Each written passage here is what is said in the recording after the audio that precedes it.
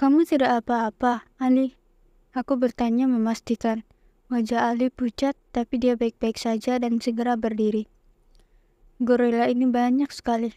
Mereka terus mengalir dari dahan-dahan pohon. Jatuh satu, muncul dua. 4 harimau kami dengan gagah berani ikut melawan, mencakar, menggigit, mengaum. Ili, dia dikepung banyak gorila di sana. Sally berseru panik sambil melepas sembaran petir kesekian kali, memukul mundur gorila yang maju mendesak kami. Aku tahu, tapi bagaimana aku bisa membantu Ili sekarang berlari ke sana? Jarak Ili hampir 30 meter, dan sepanjang itu ada banyak gorila marah. Ili terbanting, satu pukulan gorila mengenai pundaknya.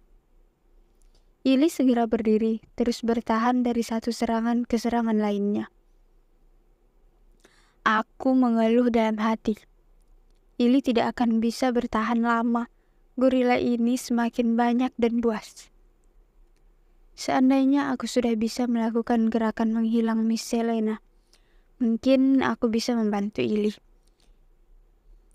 Tapi aku tidak pernah berhasil melatih gerakan sulit itu. Aku melepas 2 pukulan beruntun membantu Sally. Ili di depan sana terbanting lagi. Seekor gorila berhasil menangkap kakinya, lantas melemparkannya ke pohon besar. 6 atau 7 gorila mengepung Ili yang tersudut. Aku menggigit bibir. Baiklah, aku akan mencoba sekali lagi. Aku berkonsentrasi penuh. Aku bisa melakukannya. Aku harus bisa, atau Ili tidak bisa diselamatkan. Seekor gorila mematahkan dahan besar. Dengan dahan itu dia siap memukul Ili yang masih berusaha berdiri. Sedetik sebelum dahan itu menghantam Ili, tubuhku menghilang di sebelah Sally, kemudian muncul persis di depan Ili.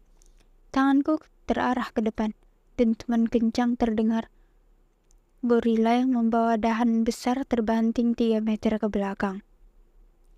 Aku bisa melakukannya. Aku mengepalkan tangan, bersorak.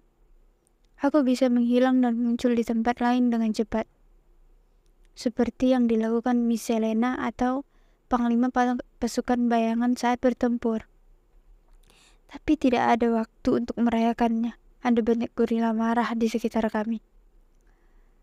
Kamu baik-baik saja, Ili. Aku menjulurkan tangan. Ili mengangguk.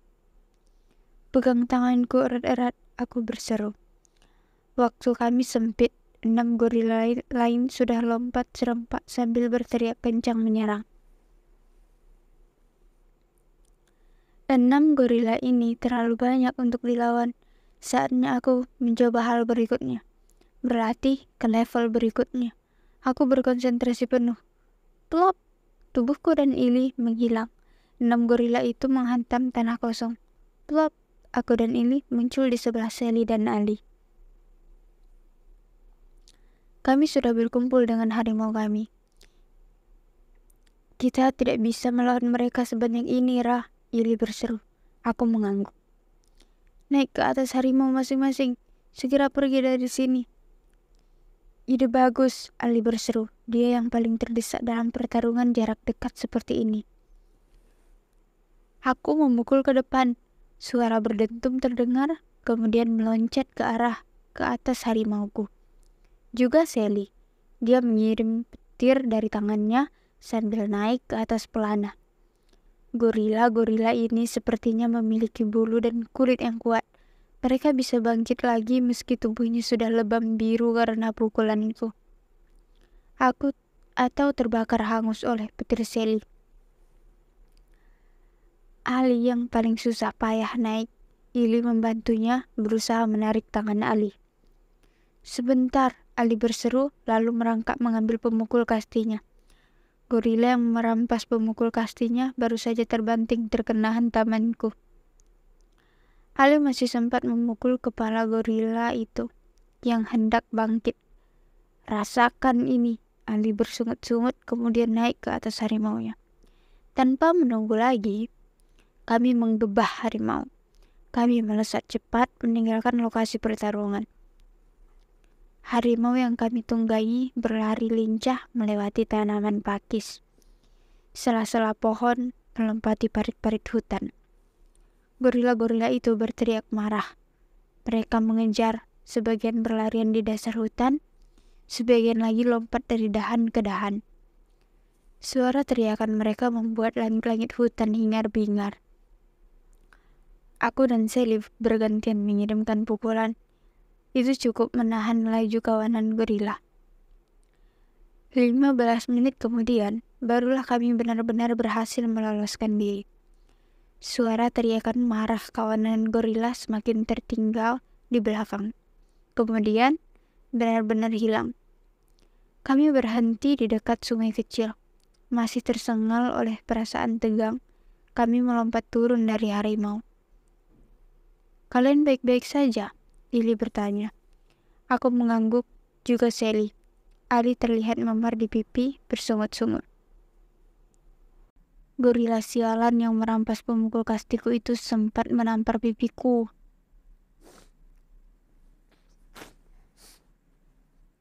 Aku menahan tawa. Setidaknya Ali baik-baik saja, hanya memar. Itu akan jadi cerita hebat sepulang ke kota kita. Ali, tidak setiap orang pernah ditampar gorila. Sally tertawa duluan. Mungkin dia membayangkan drama Korea yang sering ditontonnya. Ketika tokoh utama cowok ditampar pipinya oleh tokoh cewek. Itu adegan lazim. Semoga kontingen penunggang Cerpelai tidak apa-apa. Ili mengembuskan napas, meraih tabung air minumnya. Aku mengangguk. Tapi jika melihat kondisi Cerpelainya, kemungkinan itu kecil. Af benar, Hana juga benar. Kompetisi ini berbahaya. Seharusnya gorila tidak menyerang buas. Mereka hewan yang pemalu dan menghindari kontak. Entah kenapa mereka menjadi buas begitu. Kemungkinan besar ada yang membuatnya marah. Ada 4 kontingen di depan kita. Apakah mereka melewati rute yang sama? Sally bertanya. Sepertinya tidak. Hanya kita yang melewati padang perdu berduri dan bertemu areal hutan dengan gorila tadi. Ili menggeleng. Atau mungkin kontingen penunggang Cerpelai memutari padang itu. Mereka lebih lincah dan cepat bergerak di hutan. Tiba di tempat kawanan gorila malam-malam. Gelap, berkabut, itu yang membuat mereka tidak bisa segera meloloskan diri. Dan itu hanya kontingen penunggang Cerpelai yang bertemu dengan gorila. Aku tidak bisa membayangkan jika yang lain terperangkap dalam situasi yang sama. Sally duduk di atas bebatuan tepi sungai kecil, meluruskan kaki.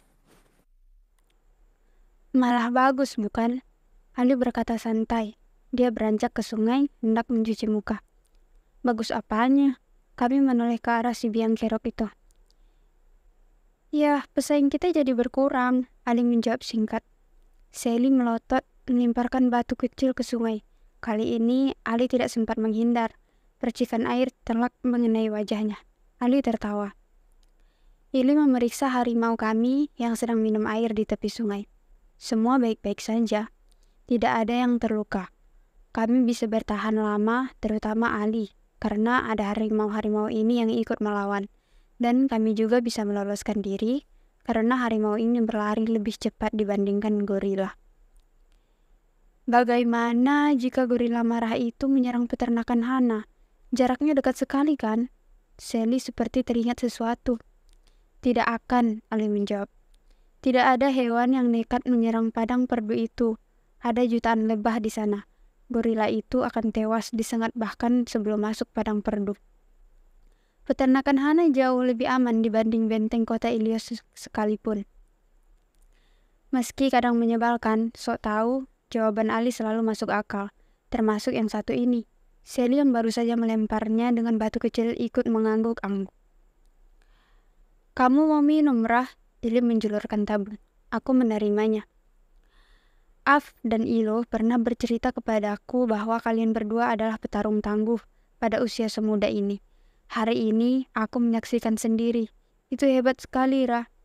Pukulanmu kuat, posisi kuda-kudamu mantap, dan gerakan menghilang untuk kemudian muncul di tempat lain itu hanya dikuasai beberapa orang saja di Klan Bulan.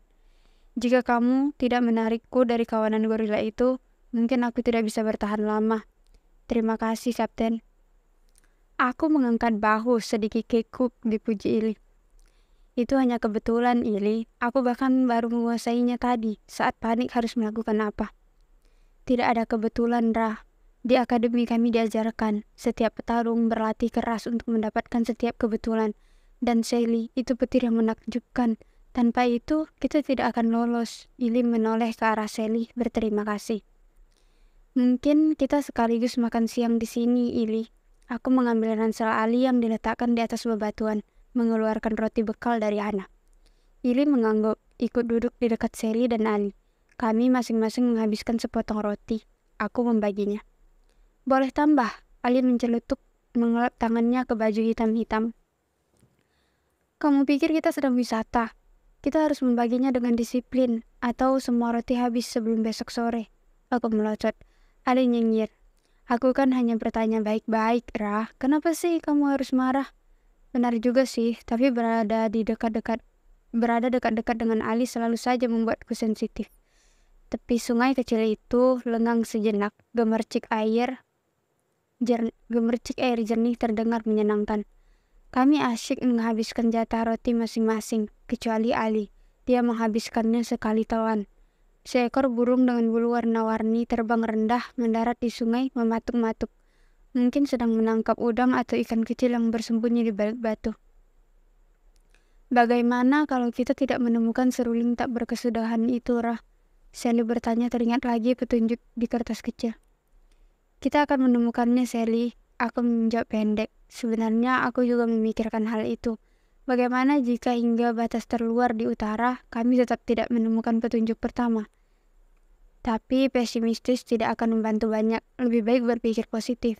4 harimau terlihat sedang tidur-tiduran di atas bebatuan, menggerung pelan, menunggu kami menghabiskan makan siang.